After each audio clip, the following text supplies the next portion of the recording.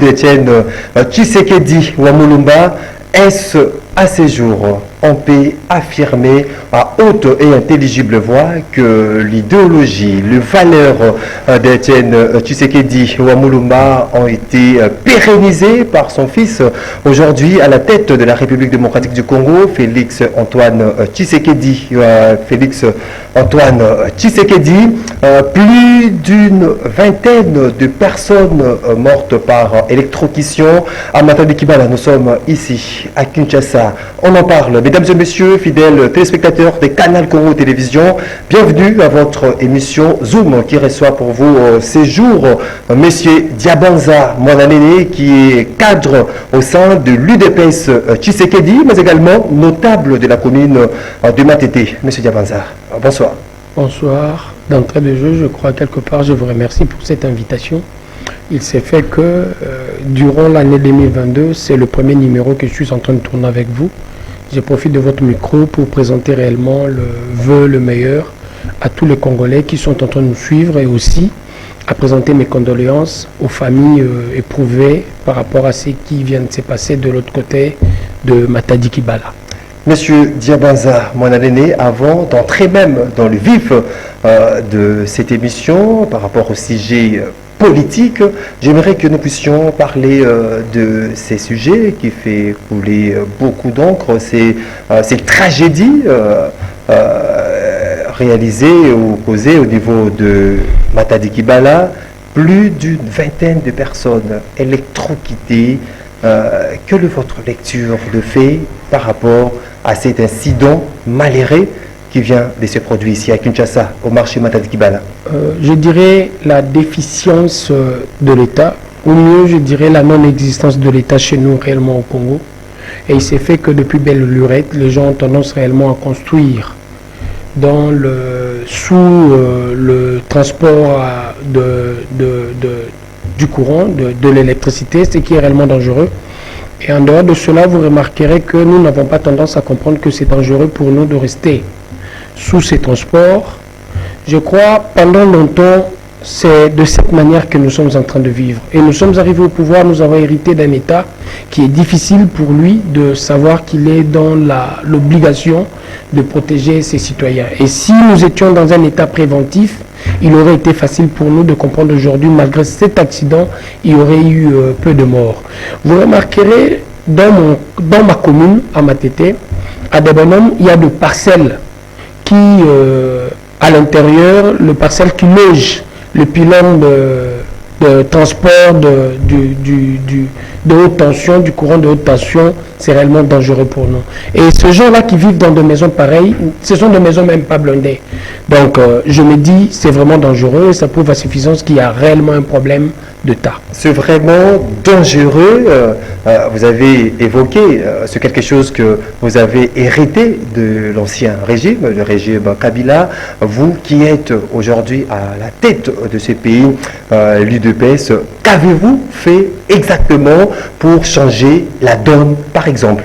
Ça sont des conséquences logiques de la non-existence de l'État. Nous ne pouvons pas commencer par s'occuper des conséquences avant de regarder ce qui est essentiel. Ce qui était essentiel pour nous, il fallait réellement commencer par relever la justice, ce qui est difficile aussi. Il fallait voir dans quelle mesure, parce que quand on parle d'un État qui est en déliquescence, un État qui n'existe pas, c'est réellement la tête qui commence par mettre l'État en difficulté. Et c'est par là qu'il fallait nécessairement commencer. Et comme nous devrions commencer par là où il y avait le vrai problème, on était dans l'obligation de décourager en premier lieu les gestionnaires étatiques à détourner ce qui devait revenir à la gestion commune de la chose publique. C'est que vous évoquez tout à l'heure, mais depuis l'époque du maréchal Mobutu, il y a eu cette réglementation sur la servitude. À ces jours, la construction de marchés, des habitations sous des câbles à haute tension. comment ces régimes où les autorités urbaines n'arrivent pas à prévenir ces genres de dangers? Vous ne pouvez pas parler de prévention. Je viens de vous le dire tantôt. Ce sont des conséquences logiques de la non-existence de l'État. Ce n'est pas le seul cas. Je peux vous citer d'autres exemples. Aujourd'hui, quand vous descendez vers la Jusqu'à ce jour, l'État n'existe pas. On est en train de se battre pour appeler l'État à l'existence. Ce n'est pas chose facile, mon frère. On est en train de se battre pour cela. Et il fallait nécessairement commencer quelque part. Vous ne pouvez jamais parler de l'État sans pour autant regarder en premier lieu la justice et je dirais la mission par excellence de l'État qui n'est rien d'autre que le monopole de la violence légitime censé sécuriser la population. C'est sur ça qu'il fallait miser en premier lieu. En titre d'exemple, je peux vous dire, quand vous regardez réellement le boulevard Njili, en quittant réellement le centre-ville vers l'aéroport de Njili, vous remarquerez que les gens sont en train de vendre sur la chaussée.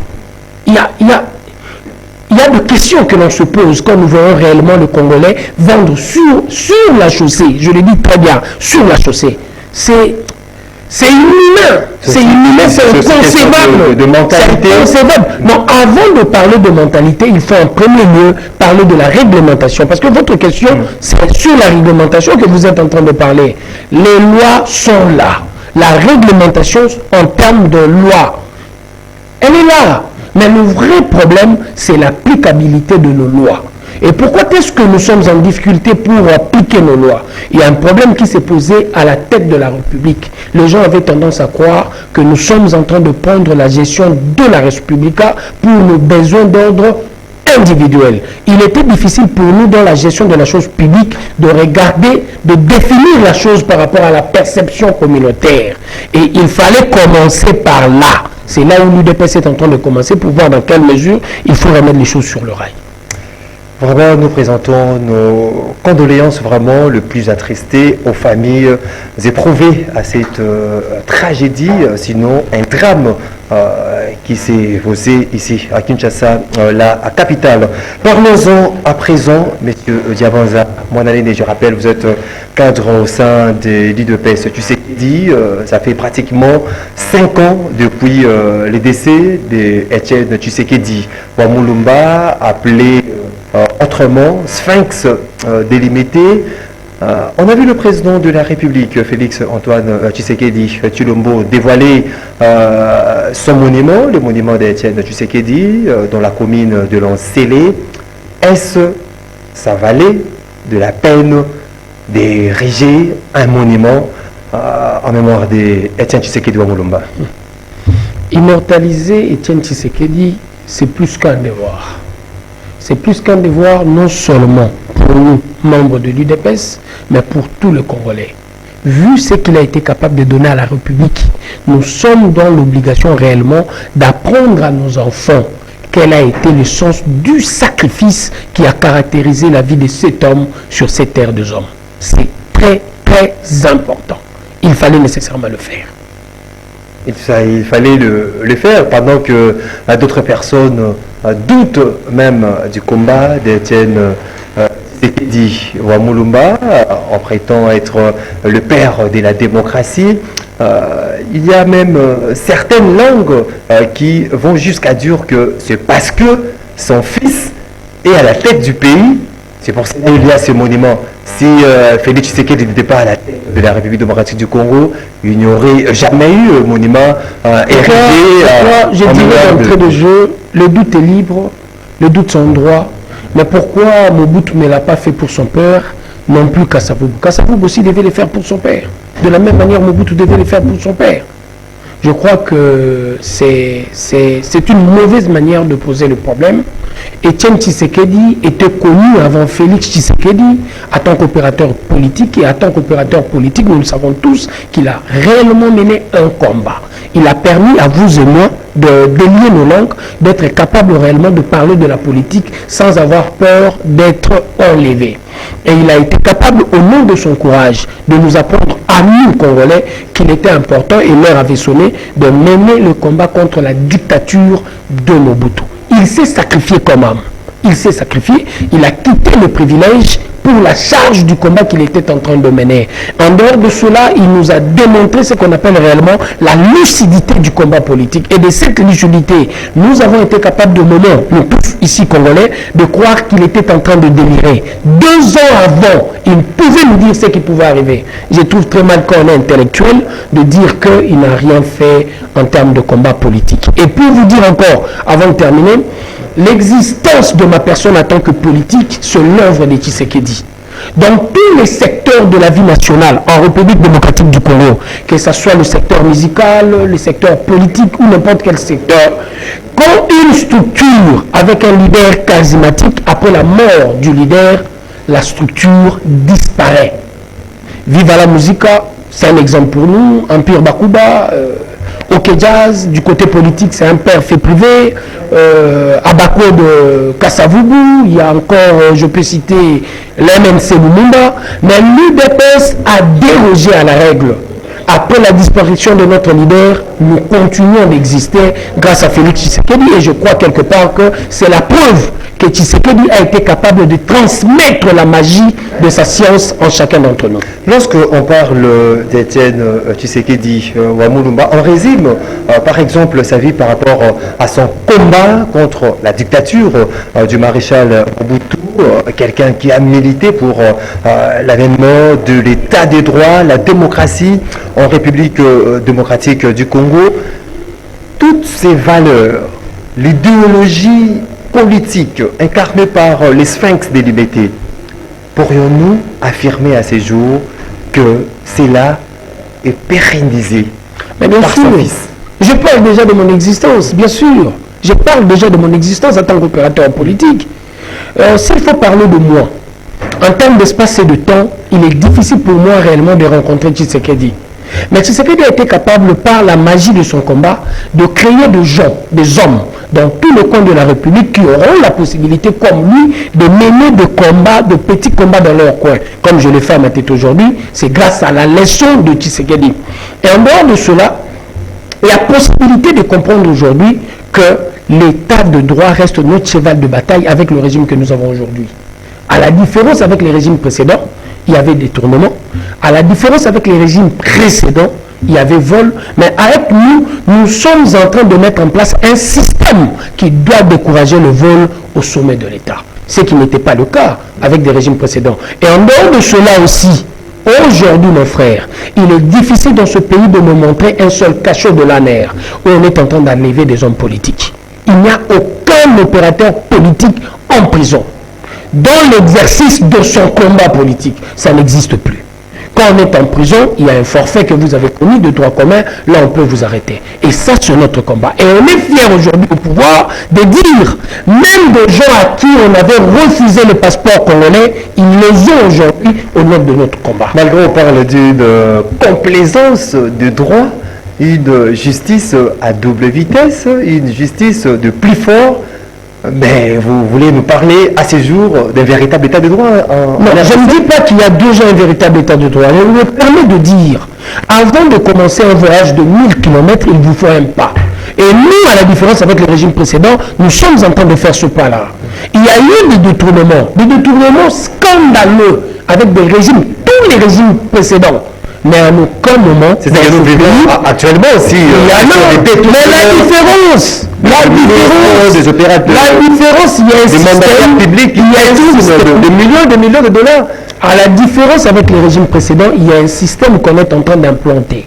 Nous, il y a possibilité de voir réellement quelqu'un qui est issu de rang de l'UDPS d'être dénoncé comme détourneur et d'être interpellé à la justice. Mais le problème qui est en train de se poser, il est difficile pour nous de trouver des magistrats et des juges courageux, de la même manière que Tshisekedi qui est en train de lever les options qui peuvent nous permettre d'aller de l'avant. Il est difficile pour nous de trouver des gens comme Alingeti capables de faire son travail sans avoir peur de l'argent, sans avoir peur de menaces. La plupart de nos magistrats et juges croient que la chose la plus importante pour eux, c'est l'argent. C'est ça la difficulté que nous avons. Mais nous continuons le combat, nous osons espérer et nous sommes d'avis que nous allons finir par trouver des courageux qui auront aussi la possibilité, comme les combattants de l'UDPS qui se sont sacrifiés, de se sacrifier pour cette justice, afin que le Congo soit ce pays que nous voulons, un pays de droit. Étienne Tshisekedi a tiré sa révérence avec ses slogans qui est resté magique dans la mémoire et la conscience collective. Le peuple d'abord. Le peuple d'abord qui aujourd'hui s'enfonce à la tête du pays, mais on doute même, on ne voit aucun signe de la matérialisation de ces slogans. Le peuple d'abord. Mais je me dis des fois dans notre pays, on dirait que les gens... Donc il y a rupture entre la vision du père et celle du fils. À moins que l'on soit habité par une mauvaise foi. Je le dis, cette année, essayons-nous tous d'aimer la science. Avec la science, nous avons réellement la possibilité d'améliorer notre environnement, d'améliorer notre quotidien. Mais notre problème à nous, nous croyons à autre chose que le principe scientifique. S'il faut parler de faits dans le contexte de votre question, je dirais directement qu'il y a eu 6 millions d'enfants, 6 millions, pour qui le chemin de l'école était impossible. Mais aujourd'hui, grâce à l'arrivée de Félix Tshisekedi au pouvoir, 6 millions d'enfants ont la possibilité d'aller à l'école. Ce n'est pas la politique du peuple d'abord. Et en dehors de cela, ici au Congo, il était pratiquement impossible, ou je dirais inimaginable, de penser même pendant 2 secondes qu'un directeur de cabinet pouvait être arrêté et condamné par la justice congolaise. Aujourd'hui relaxé. Non, c'est parce qu'on parle d'une justice. Mais quand vous parlez d'état de droit, l'état de droit veut dire aussi le respect à la vie. L'état de droit ne veut pas dire la barbarie de massacrer celui qui a été arrêté pour cause d'un certain forfaiture. Il a été arrêté, ça c'est vrai, mais il a droit à la vie. Nous n'avons pas le droit de retirer sa vie pendant que ça n'a pas été décidé dans le cadre de la justice. Et quand il est malade, il a droit aux soins. Et aux soins quand il a fait appel pendant que l'action judiciaire est en suspens. C'est pendant ce temps-là qu'il réclame réellement d'être soigné. Est-ce que nous devons lui refuser le droit aux soins? J'estime que non, mon frère. Ça aussi, c'est une partie de l'état de droit. C'est une partie réellement de la justice. C'est une décision de justice. Mais le malheur dans notre pays, qu'est-ce qu'on veut? On veut une justice du président par le président. Et de cette justice que nous voulons du président par le président, soyez-en certains, ça va finir par devenir une justice pour le président. Et dans cette justice pour le président, soyez-en certains, le Congolais ne va pas se retrouver. Mais si nous voulons une justice pour la justice et non une justice du président par le président, même si cette justice est en train de balbutier, c'est l'affaire de nous tous, nous devons faire pression pour faire bouger les choses. Et quand il faut parler de la politique du peuple d'abord, aujourd'hui il y a possibilité de voir un Congolais directeur de cabinet, un Congolais ministre écopé de 20 ans et un coulineur aussi écopé de 20 ans. Ce qui n'était pas possible dans les jours passés. Donc il y a des avancées. Un coulineur va piéger sa peine. Au contraire, un politique... Non, mon frère, non, vous abordez même le problème. Moi, je connais des jeunes coulineurs qui ont été relaxés aussi. Parce que son père a eu la possibilité de débourser de l'argent. Ce n'est pas parce qu'on est caméré que l'on fuit le filet de la justice congolaise. C'est tout simplement parce que l'on sait bouger avec de l'argent. Il y a des coulineurs, vous ne les direz pas qu'il n'y a aucun coulineur condamné qui a été relaxé par notre justice. Il y a même, mon frère, de la même manière que les coulineurs ont la possibilité de fuir le filet de notre justice, de la même manière les directeurs de cabinet. Et c'est un travail sur lequel nous devons nous y mettre tous pour permettre à la justice de faire bien son travail. Lorsque vous regardez la population, vous regardez la population, regardez vraiment la caméra, y a-t-il rupture ou non de cette vision, de cette idéologie, de ces valeurs entre les pères? Lorsqu'on parle des pères, on voit Étienne Tshisekedi. Lorsqu'on parle du fils, on voit Félix Antoine Tshisekedi. La manière dont vous êtes en train de poser la question, elle est mal posée. Lorsqu'on regarde le fils, ce n'est pas Félix Tshisekedi. C'est ça le malheur. Parce que pour vous, dans la question, c'est que je sous-entends, c'est comme si vous étiez en train de faire référence au fils biologique. Non, ici on ne parle pas de fils biologique. Même moi je suis le fils. Je suis le fils idéologique. De votre question, vous partez de l'idéologie. Il y a le fils biographique et le fils biologique.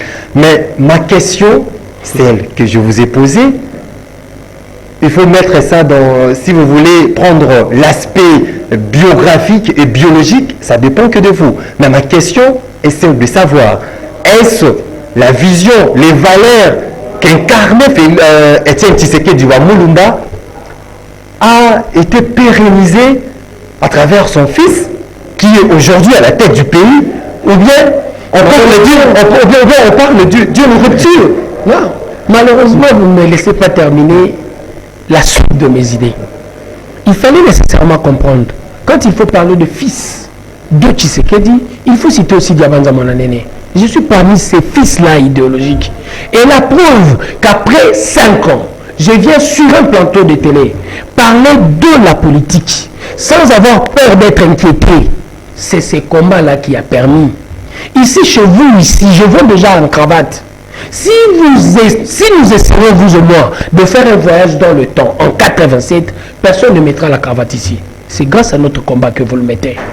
Et si aussi, aujourd'hui, vous voulez parler de Félix par rapport au combat idéologique, notre cheval de bataille à nous, avec le président Félix Tshisekedi, c'est l'état de droit. C'est réellement l'état de droit. Et ça, nous le tenons de notre père idéologique. Et quand vous quittez cette dimension de l'état de droit, aujourd'hui, quand nous discutons avec vous, il est difficile pour vous de me donner le nom d'un seul journaliste qui a été arrêté pour raison de critique politique. Ça n'existe plus en République démocratique du Congo. Ça n'existe plus. Mais dans le régime précédent, je ne peux pas seulement parler des arrêtés et des enlevés, je parle même des assassinats. Franck Nguiké, vous l'avez connu? Il a été assassiné dans l'exercice de ses fonctions. Chebea, opérateur de droits de l'homme, il a été assassiné. Cite-moi le fils qu'un seul Congolais qui a été assassiné pour avoir critiqué les régimes de Félix. On a comme ça n'existe plus. C'est cool douce, hein, pendant ces... Je continue, mon frère. Non, il y a beaucoup à faire. Beaucoup reste à faire. Mais il y a des avancées significatives.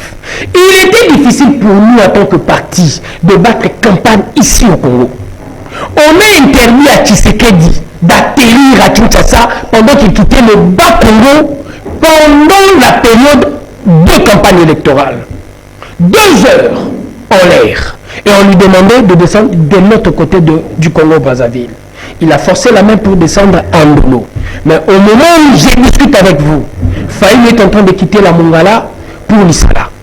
Au moment où je discute avec vous, librement, sans être inquiété.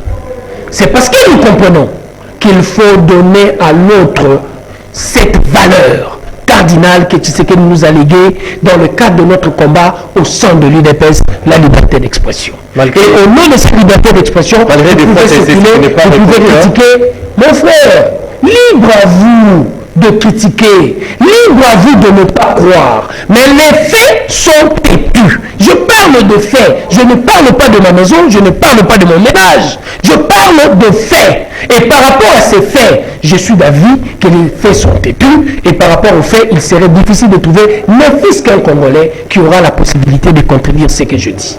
J'avais interrogé presque hier un politique qui me dira que le fait pour l'effet Étienne Tshisekedi de dire que ceux qui baillent dans Mbongo, baillent dans Nyoso, Bozwa Bolia, mais il faut maintenir sa position. Il a estimé que c'était une façon, le favoritisme de la corruption. C'est dans sa réflexion. Non, il est difficile à cet homme-là d'être suffisamment pointu pour comprendre réellement la science de la politique. Ça, en politique, on appelle ça le pragmatisme. Et le pragmatisme se fait avec ce que l'on a. Et qui on avait? On avait un peuple paupérisé, un peuple clochardisé. Et c'est avec eux que l'on devait nécessairement mener le combat pour déboulonner les dictateurs.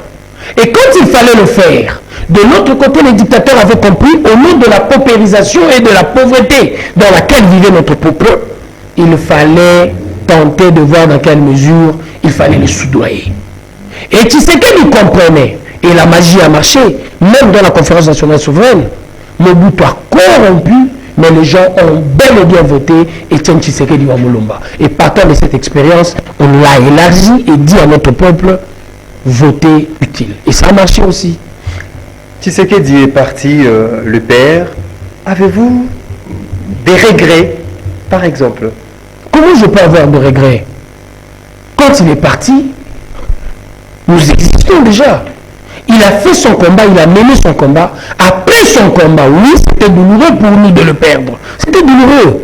Mais de la même manière, le Christ a dit aux disciples, je devais partir pour que le Saint-Esprit descende. De la même manière, aujourd'hui, nous comprenons que Tshisekedi a fait son temps et il est parti. C'est à nous de continuer le combat. Et nous sommes en train de pérenniser les valeurs qu'il nous a léguées. Pérenniser les valeurs léguées par les sphinx délimités, pendant que d'autres personnes remarquent ou voient à travers l'UDPS une forme de désunion, comme si vous marchiez en solo, sans pour autant... Je ne sais pas où est-ce que vous voulez réellement loger la question, mais je suis d'avis, même dans la vision de Dieu, il y a une certaine opposition. C'est lui le créateur de Satan, et Satan vit à ses côtés. À côté de Salomon, de Samson, il y avait Dalila. À côté de Jésus, il y avait Judas. Là où on est en train de voir le blé, il y a l'ivraie. Donc les yin et les yang, c'est une conception de Dieu. Et j'estime quelque part, même au sein de l'UDPS, il y a de mauvais, il y a de méchants et il y a le bon. À la différence avec tous les autres partis, comprenons quelque part qu'il y a le bon et le mauvais, nous avons un système qui permet réellement de décourager le mauvais et d'encenser les bons. Et c'est ce système-là que nous voulons partager avec le Congo. Donc c'est la démocratie qui règne au sein de l'UDPS. Voilà, vous avez compris. Je serai, on va me taxer de tous les mots si on terminait cette émission sans pour autant vous poser une question par rapport à cette décision qui a été prise dernièrement au sein de votre parti politique, l'UDPS, la suspension définitive et l'exclusion et la radiation de Jean-Marc Kabound à Kabound au sein de votre parti politique. D'aucuns se demandaient, est-ce cette décision, cette mesure est logée dans une disposition statutaire du parti, ou bien c'est une mesure imaginaire parce qu'il fallait éliminer, parce qu'on ne voulait plus de la personne de Jean-Marc. Non, c'est légal. C'est dans nos statuts 65, l'article 65, à moins que je m'abuse, règlement intérieur 61, ça se trouve quelque part dans nos statuts. Et dans nos statuts, c'est clair, il y a cette mesure d'exclusion au regard de forfaits réellement commis. Et je crois que il a subi la rigueur de la loi. Exclusion et non radiation. L'exclusion, on parle de l'exclusion et c'est ça l'option qui a été levée dans la convention démocratique du parti. Et la convention démocratique du parti, c'est le parlement du parti qui a la possibilité de statuer sur ce qui est muet par rapport à nos statuts et qui a la possibilité, pendant que nous n'avons pas encore le congrès, de lever les options qui peuvent nous engager. Aujourd'hui, comment est géré donc les partis? La convention démocratique de toutes ces résolutions, de toutes ces résolutions, il a reconnu pour le moment le secrétaire général Augustin Kabouya qui a le droit de nous gérer. Donc avec le départ de Jean-Marc Kabound, il n'y aura pas déstabilisation, il n'y aura plus de guéguerre parce que c'est comme si les mal étaient Jean-Marc Kabound. On croit certaines langues. S'il faut parler, c'est comme si les mal étaient Jean-Marc Kabound. À l'UDPS en premier lieu, c'est par rapport à ces forfaits qu'il est en train de quitter le parti. Et quand on a reproché ces forfaits, cela ne veut pas dire que nous parlons du mal de nos problèmes du parti. À l'UDPS, personne n'est indispensable. Quand Tshisekedi est parti, il y a des gens ici, à Kinshasa, qui ont sablé du champagne et qui étaient en train de croire que l'UDPS va disparaître. Tshisekedi est parti, l'UDPS existe encore. Même le président Félix Tshisekedi, il peut partir, quitter le parti, l'UDPS va exister. Jean-Marc Kabound, c'est quelqu'un avec qui on a réellement mené combat, mais il n'était pas indispensable. où je dirais il n'est pas indispensable. Et lorsqu'il nous a quittés, l'UDPS va continuer d'exister. Comme moi aussi, je peux commettre des forfaits, je quitterai le parti. Monsieur Diabaza, mon année, on est arrivé à la fin de cette émission. Peut-être que vous attendez une question que je n'ai pas pu poser. Vous avez une minute. Je dirais tout simplement, c'est pour moi pour le moment, dans le contexte actuel, un postulat. Je demande à tous les Congolais de croire beaucoup plus à la science, de quitter magico-spirituel et de cesser d'être ennemis du savoir. Nous devons apprendre et en apprenant, soyez-en certains que nous allons améliorer notre environnement parce que nous serons au contact de la vérité scientifique, la connaissance. Mesdames et messieurs, l'émission est terminée. Une émission consacrée exclusivement aux 5 ans depuis le décès de Etienne Tshisekedi Wamulumba. Est-ce les valeurs, l'idéologie, la politique de Sphinx délimitée ont été pérennisées par son fils, mais également l'électrocution de plus de 20 personnes ici à Kinshasa, au marché Matadi Kibala. On a eu le réel plaisir d'aborder ces différents sujets avec notre invité, qu'on a eu le réel plaisir de vous inviter, ce Diabanza Mwananene. Il est cadre au sein de l'UDPS Tshisekedi, mais également notable de la commune de Matete. On vous dit merci, M. Diabanza. C'est moi qui vous remercie d'avoir pensé à moi. Vous étiez nombreux à suivre cette émission. Je vous dis merci de votre attention. Soutenu une émission réalisée par Moro Njambe. Bruno Nding était du côté de la régie, Olivier Longwango à la prise de vue. Je vous retrouve la semaine prochaine pour un autre numéro. Ça sera avec un autre invité pour Parler Congo. D'ici là, portez-vous bien.